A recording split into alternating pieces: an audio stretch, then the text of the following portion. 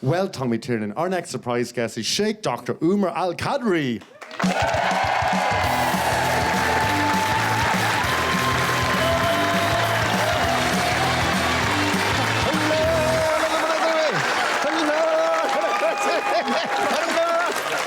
Thank you. Thank you so much. Thank you. Was that an inappropriate cultural gesture? In Islam, yes. All right, okay. Now. Yes. It's okay. It's okay. I could explain the hat would be the first one. Well, the hat is basically just so you know that I'm an imam, that I'm one of the leaders of the Muslim faith. That's it. In Ireland? In Ireland, yes. Wow, okay, wow. Yeah. And you're not on your own. That must be fascinating. Can you tell us how you came to Ireland? Well, I came to Ireland as an immigrant, of course. I am a first-generation immigrant in Ireland. I used to be a second-generation immigrant in the Netherlands. Okay. I was brought up in the Netherlands. I lived all my life in the Netherlands. I traveled to Pakistan at the age of 15 to study theology, Islamic studies and sciences. Yeah. And after my studies, I then moved to Ireland in 2003, so I've been here for a while now. What does an imam do? Well, I'm not just an imam. It would have been very easy for me if I was just an imam. I happen to be the chair of the Irish Muslim Peace and Integration Council, which is a national representative body of Muslims in Ireland that promotes peace and integration. Okay. I happen to be, as I said, imam of the Islamic Centre of Ireland. I'm also studying intercultural studies and interreligious sciences. On top of that, I'm also a quality assurance director of a halal certification body. But most importantly, I am a father of 3 children, a husband of my beautiful wife. Because the first list of things didn't sound like an awful lot of crack. Yes. I've often, in the way that when Christianity came to Ireland, it had to become an Irish Christianity. You know, it had to, in order to blossom here, it had to, I don't know if just is the right word. And I would be someone who hopes that Islam blossoms in Ireland. In what ways do you think that Islam needs to adjust, or does it have to adjust in order to bloom here? Sure. Well, first of all, Islam is a religion of almost 2 billion people in the world. Not all are Arabs, not all are South Asians. Yeah. Islam is a religion of people from various diverse backgrounds. Yeah. And wherever it traveled, or wherever the message of Islam reached, one of the things that this religion has, it has the flexibility to adopt. So it can adopt to certain cultures, certain traditions. However, in the Irish context, there are so many things that are so common between Islam and Irish culture. When we look at the family values, for example, they are very, very similar. When we look at the reverence for religion, particularly for the church and Christianity, very similar to Islam's position to Christianity. Islam has always been very tolerant, very accepting towards the Christian faith. So just explain to me how, because you talk about Irish people very connected to Christianity. I suppose historically. Historically, yes. I think we're going through the birth pangs of something different now. So maybe we're not as connected to our church as we used to be.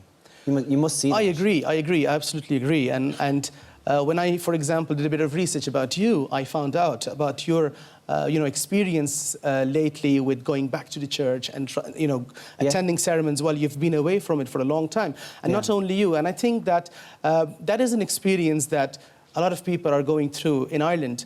There are many reasons for that, of course. I mean, how, for example, the experience had been with the church, with the hierarchy, etc. But I think what we need to do is we need to focus on the positivity. We need to focus on the positive things of the faith. Of course, there are negative things. Even when you look at the Muslim faith, when you look at Islam, for example, we are in the media portrayed as, terrorists and extremists because of a small minority of extremists. And that experience, unfortunately, Anand has had as well, where a minority of the Catholic Church did certain things. And the response is that a lot of people, they said, hold on, this is not something that we want to do. But they have to understand that those people, do not represent the church, do not represent all Christians and all Catholics.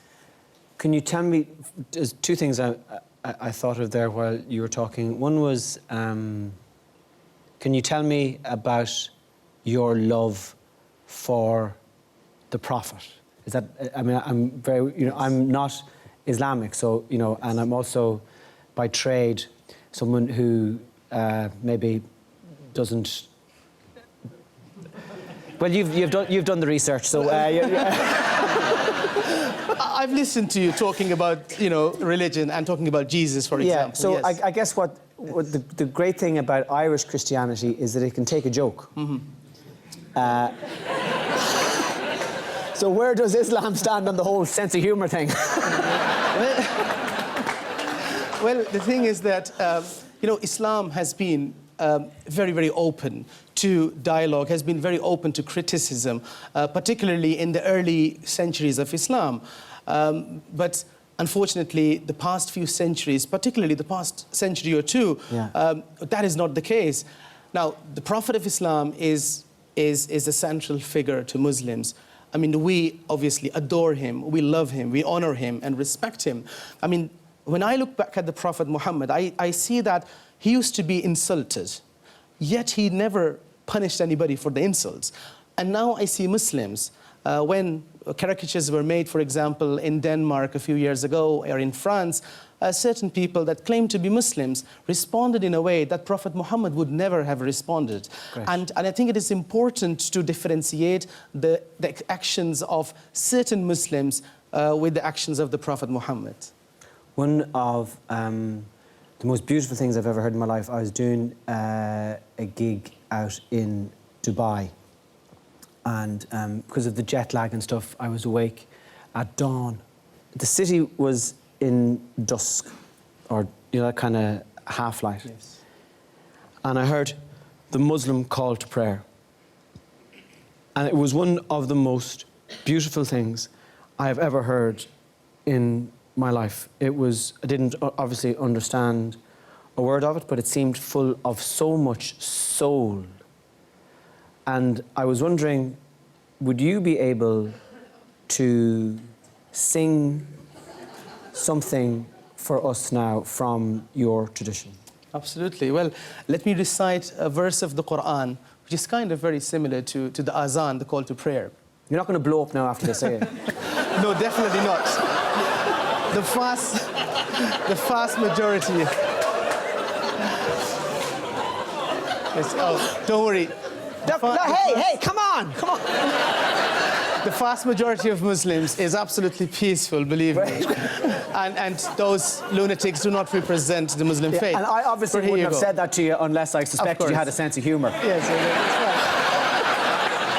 right. That's it.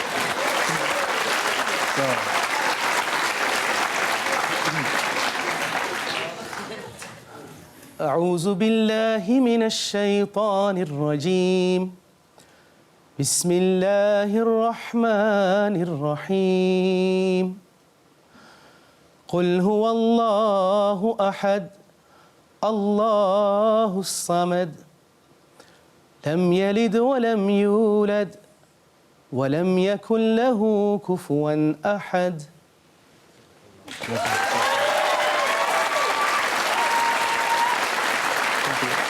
That's beautiful. Thank you so much. Are you aware of Muslims in Ireland encountering problems in Ireland? Absolutely. Unfortunately, one of the major challenges that Muslims have throughout the Western world, particularly now, is the challenge of Islamophobia, the worrying increase of Islamophobia. in Ireland, for example, there has been an academic who, in Limerick University, Dr. James Carr, did a research on Islamophobia experiences in Ireland. And I must say that Ireland is one of the most friendliest countries in Europe. The Irish nation, well, the Irish experience is one of the best experiences of Muslims in Ireland and of all communities. And of course, there is a historical context and reason for that, that the Irish themselves felt and were treated the same way as Muslims now are treated. Sure. In 70s and 80s, when Irish people traveled to London, for example, they were stopped and searched. And the same thing applies now for many Muslims. And I think that the worrying increase, as I said, is Islamophobia. There seemed to be an increase in attacks and physical assaults on Muslims. Some of the women, for example, they have had their hijabs taken out, pulled from their heads. An imam in Cork, in Ramadan last year, was with his wife after the mosque, after the prayers, going back to his home, and he was physically assaulted on his way back. This happened in Cork in Ramadan a few months ago. So there are a lot of such incidents that are slowly increasing, they're worryingly increasing. So it is a difficult time. So the challenge that we are facing is the increase of Islamophobia. I suppose because I'm probably not informed enough, and maybe this is the start of an argument that we'll never be able to finish. It does seem to Irish people, or maybe to Irish women that I know, that Islam mightn't be the most progressive religion in terms of empowering, allowing, dignifying, respecting women. I think that is a wrong perception. Sure. Because when we look at the first university in the world, that was a Moroccan university. It was established by a lady called Fatima, the Al-Qarawiyyin University. The wife of the Prophet Muhammad, Aisha, was a teacher to thousands and thousands of his companions. And she used to, 1400 years ago, travel on a camel. And it is a pity that, for example, we have countries like Saudi Arabia where women weren't allowed to drive and still aren't, but hopefully soon they will be. And sometimes people assume that maybe what happens in Saudi Arabia or in Afghanistan represents the Muslim faith. It doesn't. Pakistan, where my parents are from, has had twice a lady as the prime minister. That's right, yeah. Benazir Bhutto, the late Benazir Bhutto. If Islam was truly not empowering women, then how do we explain that women had a very active role and still have a very active role in various different Muslim majority countries? And do not just look at Saudi Arabia or Afghanistan. Sure. I mean, they are the worst examples. And there are a lot of Muslims, they would say, well, do not look to these countries as an example because they do not really represent the Muslim faith. Well, hopefully in years to come, instead of saying, look at the Muslim women in Afghanistan and Saudi Arabia, we'll be able to say, look at them in Dundalk and Belmullet. Well, you can look at them. You can look at them actually now. Yeah. There are dozens of Muslim women, if not hundreds, that are actually working in Ireland with their hijab on. Sometimes Muslim women do not wear a hijab, do not wear the scarf. It doesn't mean they're not a Muslim. They're still Muslim. Yeah. So you can't really always identify a Muslim woman. But there are hundreds of medical doctors, professionals, nurses working in Ireland, in Mayo, in Galway, you name it, that are already, participating in public life here. When you said a few moments ago that Ireland was one of the friendliest places in the world for Muslims to be, I mean, I felt